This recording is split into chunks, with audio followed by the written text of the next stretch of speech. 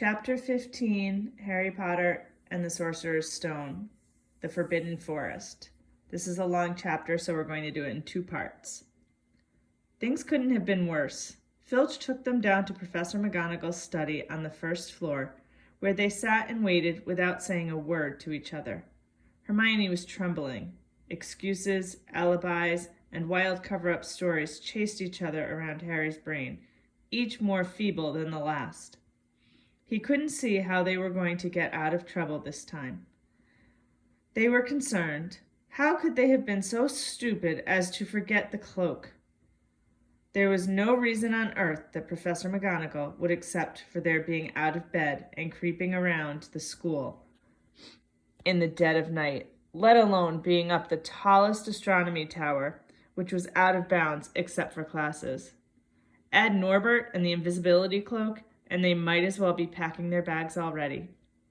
Harry had thought that things couldn't have been worse. He was wrong. When Professor McGonagall appeared, she was leading Neville. "Harry!" Neville burst out the moment he saw the other two. "I was trying to find you, to warn you. I heard Malfoy saying he was going to catch you. He said you had a drag—" Harry shook his head violently to shut Neville up. But Professor McGonagall had seen. She looked more likely to breathe fire than Norbert as she towered over the three of them. "I would never have believed it of any of you. Mr. Filch says you are up the astronomy tower. It's 1 o'clock in the morning. Explain yourselves." It was the first time Hermione had ever failed to answer a teacher's question. She was staring at her slippers, as still as a statue. "I think I've got a good idea of what's been going on," said Professor McGonagall.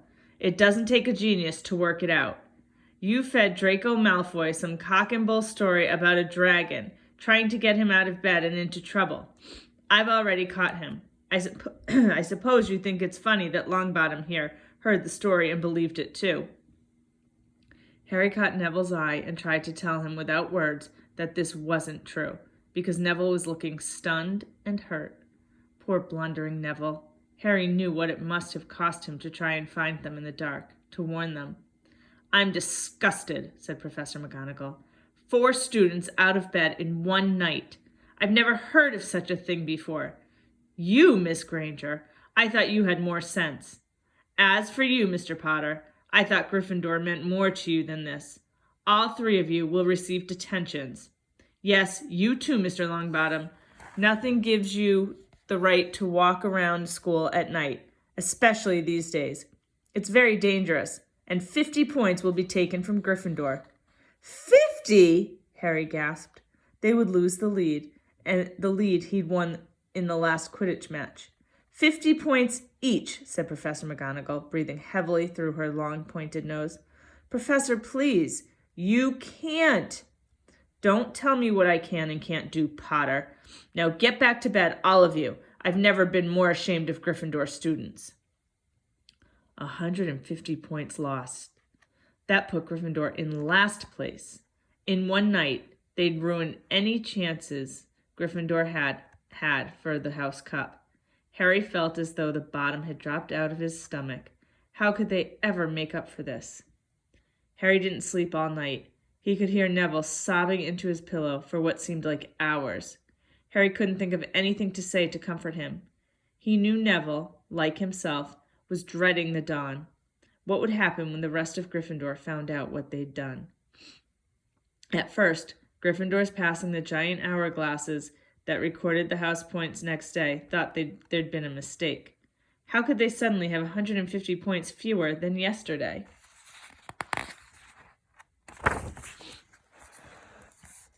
And then the story started to spread. Harry Potter, the famous Harry Potter, their hero of 2 Quidditch matches, had lost them all those points. Him and a couple of other stupid first years. From being one of the most popular and admired people at the school, Harry was suddenly the most hated. Even Ravenclaws and Hufflepuffs turned on him, because everyone had been longing to see Slytherin lose the House Cup. Everywhere Harry went, people pointed and didn't trouble to lower their voices as they insulted him. Slytherins, on the other hand, clapped as he walked past them, whistling and cheering. "Thanks, Potter, we owe you one." Only Ron stood by him. "They'll all forget this in a few weeks. Fred and George have lost loads of points in all the time they've been here, and people still like them." "They've never lost 150 points in one go, though, have they?" said Harry miserably. "Well, no," Ron admitted. It was a bit late to repair the damage, but Harry swore to himself not to meddle in things that weren't his business from now on. He'd had it with sneaking around and spying. He felt so ashamed of himself that he went to Wood and offered to resign from the Quidditch team. "Resign?" Wood thundered. "What good'll that do? How are we going to get any points back if we can't win at Quidditch?"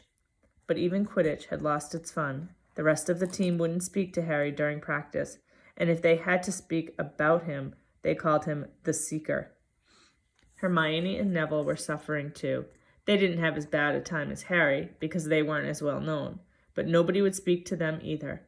Hermione had stopped drawing attention to herself in class, keeping her head down and working in silence. Harry was almost glad that the exams weren't far away. All the revision he had to do kept his mind off his misery. He, Ron, and Hermione kept to themselves, working late into the night, trying to remember the ingredients in complicated potions, learn charms and spells off by heart, memorize the dates of magical discoveries and goblin rebellions.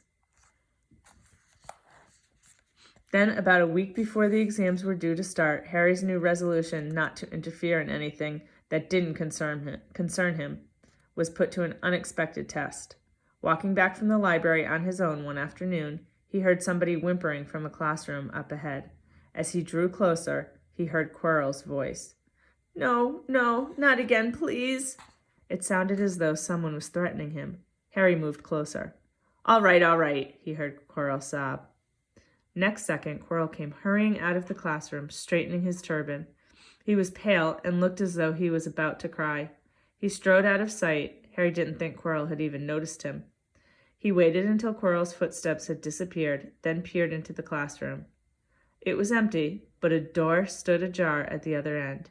Harry was halfway towards it before he remembered what he'd promised himself about not meddling. All the same, he'd have gambled 12 Sorcerer's Stones that Snape had just left the room, and from what Harry had just heard, Snape would be walking with a new spring in his step. Quirrell seemed to have given in at last. Harry went back to the library, where Hermione was testing Ron on astronomy. Harry told them what he'd heard. "Snape's done it then," said Ron. "If Quirrell's told him how to break the anti-dark force spell." "They're still fluffy, though," said Hermione. "Maybe Snape's found out how to get past him without asking Hagrid," said Ron, looking up at the thousands of books surrounding them.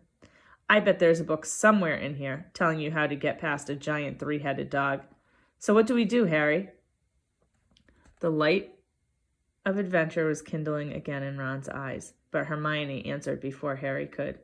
"Go to Dumbledore. That's what we should have done ages ago. If we try anything ourselves, we'll be thrown out for sure." "But we've got no proof," said Harry. "Quirrell's too scared to back us up. Snape's only got to say he doesn't know how the troll got in on Halloween, and that he was nowhere near the 3rd floor. Who do you think they'll believe, him or us? It's not exactly a secret we hate him. Dumbledore'll think we made it up to get him sacked. Filch wouldn't help us if his life depended on it. He's too friendly with Snape, and the more students get thrown out, the better, he'll think. And don't forget, we're not supposed to know about the stone or Fluffy. That'll take a lot of explaining." Hermione looked convinced, but Ron didn't. It's Professor McGonagall.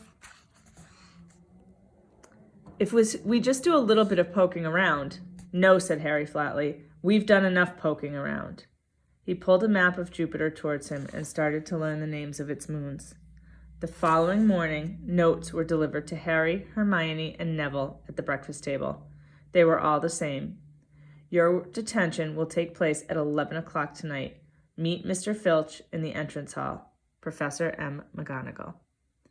Harry had forgotten they still had detentions to do in the furor over the points they'd lost. He half expected Hermione to complain that this was a whole night of revision lost, but she didn't say a word. Like Harry, she felt they deserved what they'd got. At 11 o'clock that night, they said goodbye to Ron in the common room and went down to the entrance hall with Neville. Filch was already there, and so was Malfoy. Harry had also forgotten that Malfoy had got a detention, too. "Follow me," said Filch, lighting a lamp and leading them outside. "I bet you'll think twice about breaking a school rule again, won't you, eh?" He continued leering at them. "Oh yes, hard work and pain are the best teachers, if you ask me. It's just a pity they let the old punishments die out. Hang you by your wrists from the ceiling for a few days. I've got the chains still in my office. Keep 'em well oiled in case they're ever needed. Right, off we go, and don't think of running off now. It'll be worse for you if you do." They marched off across the dark grounds. Neville kept sniffing. Harry wondered what their punishment was going to be. It must be something really horrible, or Filch wouldn't be sounding so delighted. The moon was bright, but clouds scudded the sky. Scudding across it kept throwing them into darkness. Ahead, Harry could see the lighted windows of Hagrid's hut. Then they heard a distant shout. "Is that you, Filch? Hurry up! I want to get started." Harry's heart rose. If they were going to be working with Hagrid, it wouldn't be so bad. His relief must have shown in his face, because Filch said, "I suppose you'll think you'll be enjoying yourself with that oaf. Well, think again, boy. It's into the forest you're going, and I'm much mistaken if you'll all come out in one piece." At this, Neville let out a little moan, and Malfoy stopped dead in his tracks. "The forest," he repeated, and he didn't sound quite as cool as usual. "We can't go in there at night. There's all sorts of things in there. Werewolves, I heard." Neville clutched the sleeve of Harry's robe and made a choking noise.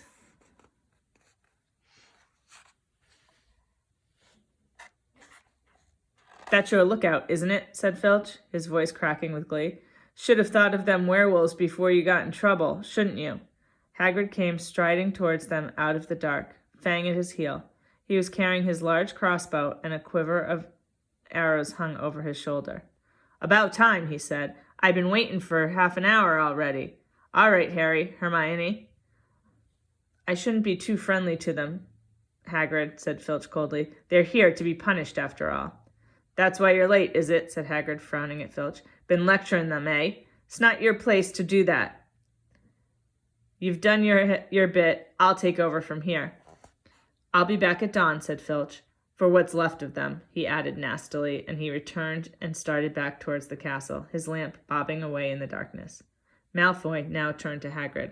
"I'm not going in that forest," he said, and Harry was pleased to hear the note of panic in his voice.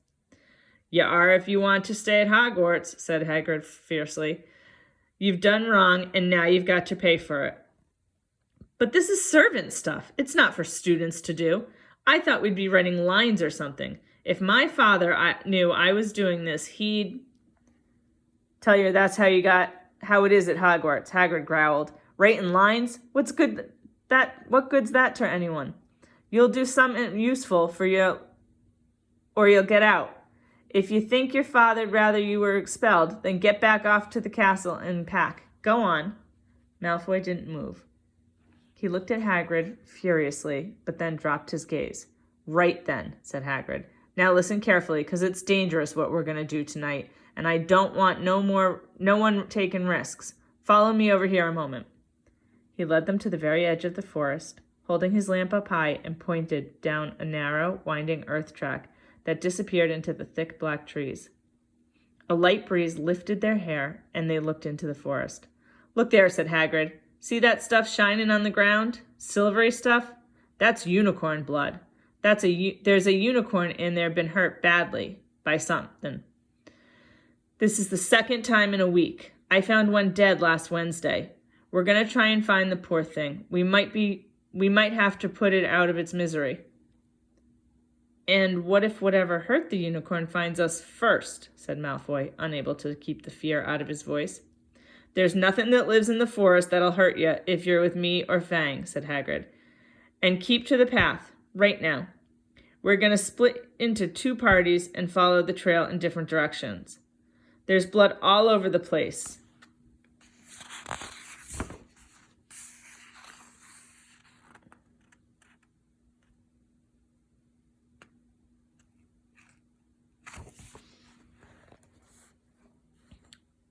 It must have been staggering around since last night at least.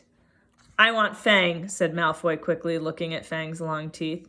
All right, but I warn you, he's a coward, said Hagrid.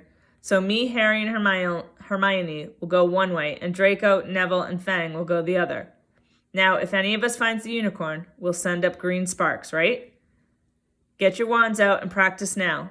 That's it, and if anyone gets in trouble, send up red sparks, and we'll all come and find you. So be careful. Let's go. The forest was black and silent. A little way into it, they reached a fork in the earth path, and Harry, Hermione, and Hagrid took the left path, while Malfoy, Neville, and Fang took the right. They walked in silence, their eyes on the ground. Every now and then, a ray of moonlight through the branches above lit a spot of silver-blue blood on the fallen leaves. Harry saw that Hagrid looked very worried. Could a werewolf be killing the unicorns? Harry asked.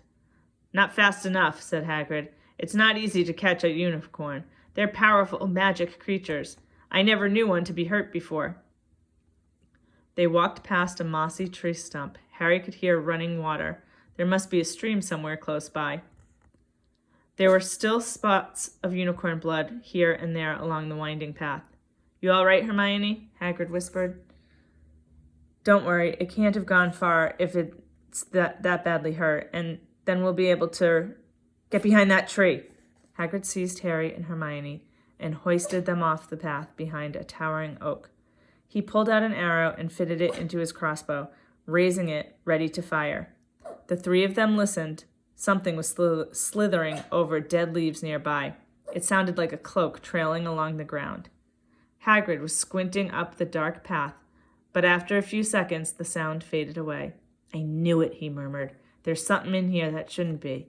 A werewolf, Harry suggested. That wasn't no werewolf, and it wasn't no unicorn neither, said Hagrid grimly. Right, follow me. Be careful now. They walked more slowly, ears straining for the faintest sound. Suddenly, in a clearing ahead, something definitely moved. Who's there? Hagrid called. Show yourself. I'm armed. And into the clearing came. Was it a man or a horse?